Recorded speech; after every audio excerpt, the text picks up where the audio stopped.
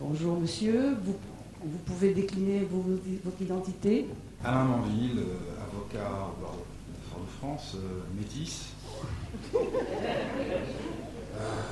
Vous jurez de parler sans haine et sans crainte?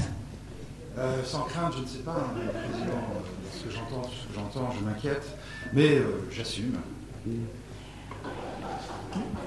Madame le Président, je jurais sur le seul code que je connaisse, même si je le critique, le code de déontologie de ma profession.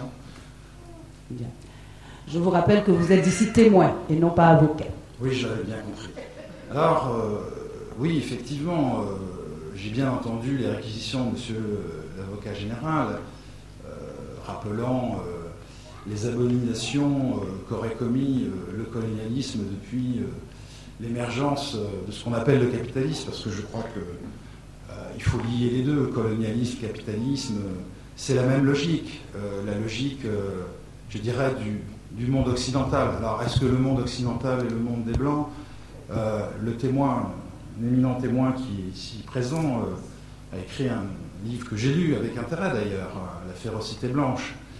Est-ce la férocité blanche? Je ne sais pas.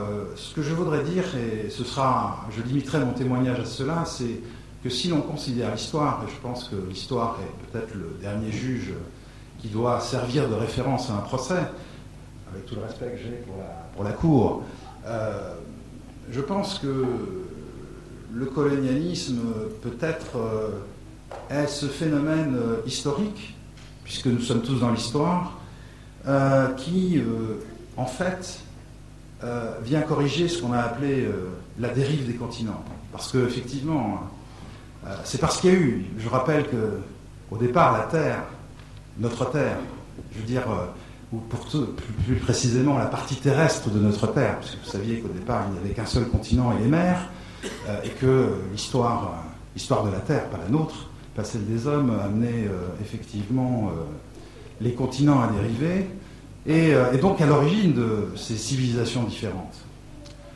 Et quelque part, ces civilisations se sont côtoyées ou se sont ignorées pendant des siècles. Et s'il fallait que je plaide pour le colonialisme ou le capitalisme, je dirais que c'est peut-être grâce à lui que, enfin, l'humanité, puisqu'il s'agit de crimes contre l'humanité, est enfin réunie. C'est un paradoxe.